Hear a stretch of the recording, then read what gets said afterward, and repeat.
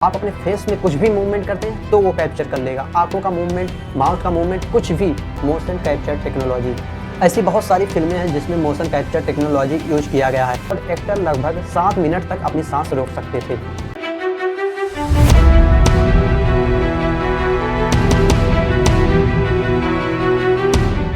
तो फाइनली अवतार 2 16 दिसंबर को रिलीज हो चुकी है। तो इस वीडियो में हम अवतार से रिलेटेड कुछ फैक्ट्स और उसमें यूज होने वाली टेक्नोलॉजी के बारे में बात करेंगे।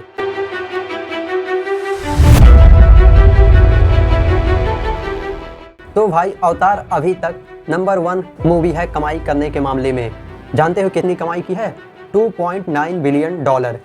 इसको आप रुपए में कैलकुलेट करेंगे तो आएगा लगभग 24,000 करोड़ के आसपास।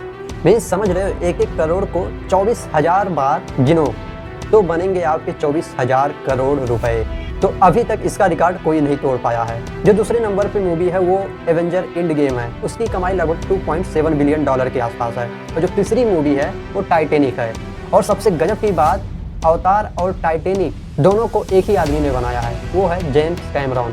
तो ये जो अवतार है इसको इंग्लिश में अवतार भी कहते हैं और हिंदी में अवतार कहते हैं। तो इस अवतार मूवी को बनाने वाले जेम्स कैमरॉन ने कहा है कि ये मूवी इंडिया से इंस्पायर है।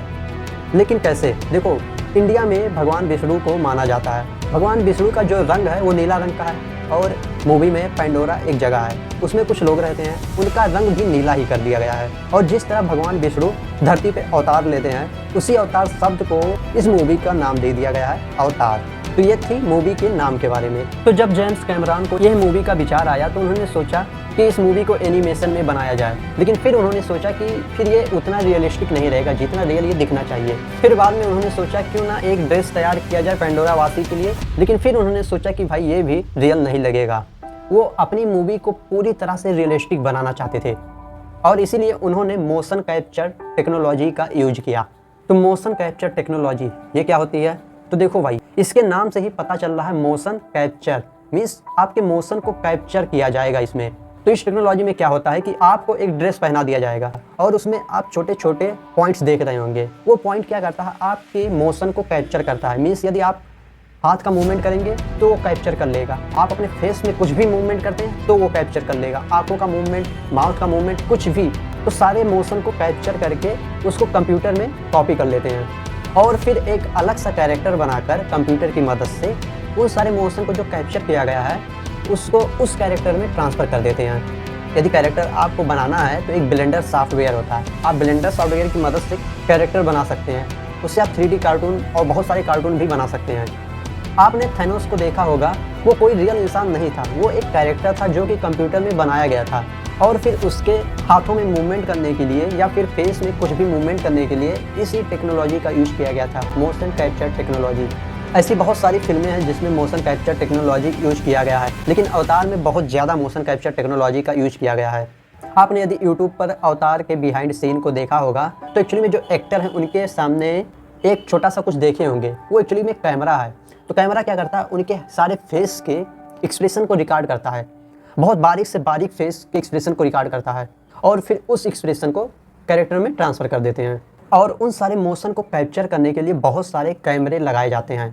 अवतार में लगभग 100 से ज़्यादा कैमरे यूज किए गए हैं। अप्रॉक्स 102 कैमरे अवतार 2 में यूज किए गए थे और ये कैमरे स्पेशली अवतार मूवी के लिए ही बनाए गए थे और एक एक कैमरे की कीमत लगभग 70 लाख के आसपास थी। कैमरे से मोशन कैप्चर करना कुछ ज़्यादा डिफ़िकल्ट टास्क तो नहीं था, लेकिन जब बात आ जाती है कि पानी में मोशन को कैप्चर करना तो ये बहुत बड़ा डिफ़िकल्ट टास्क हो जाता है। इसके लिए बहुत सारे फिल्म मेकर क्या करते हैं कि एक्टर को तार से लटका देंगे, फिर उसके बाद में उनके मोशन को रिकॉर्ड कर लेंगे, फिर उसके बाद में कंप्यूटर से वो पानी बना देंगे। लेकिन वो रियल फील नहीं होता, क्योंकि जो पानी होता है उसमें जो लहरें होती हैं उनको बनाना बहुत ही डिफ़िकल्ट टास्क होता है और वो रियल फील नहीं करा पाते हैं। तो इसीलिए जेम्स कैमरॉन ने रियल में पानी यूज किया। तो अब बात थी कि पानी में मोशन कैप्चर करना है और ये बहुत ही डिफ़िकल्ट टास्क था।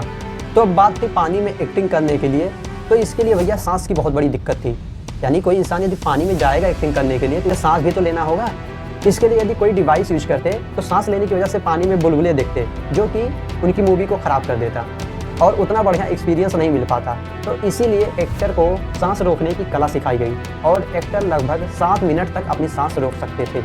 वो पानी में जाते 7 मिनट तक सांस रोकते, फिर उसके बाद में एक्टिंग करते और जो कैमरे थे उनके एक्सप्रेशन, उनके मोशन को रिकॉर्ड करते और उसके बाद में वो पूरा मोशन कंप्यूटर में कॉपी कर देते। तो ये एक नेक्स्ट लेवल की शूटिंग थी।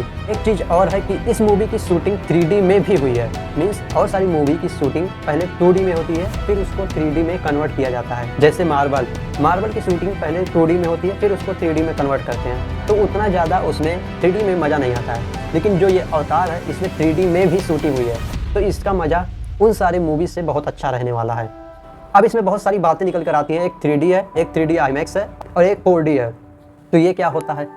तो देखो 3D में थोड़ा सा साउंड क्वालिटी अच्छा हो जाएगा, अच्छा आपको एक्सपीरियंस होगा। और 3D IMAX में इसी से बेटर है थोड़ा सा कि उसमें स्क्रीन थोड़ी सी बड़ी हो जाएगी और ऐसा लगेगा जैसे कि हम मूवी में हैं। मीन्स हम लोग के सामने ही मूवी की सारी घटना हो रही है।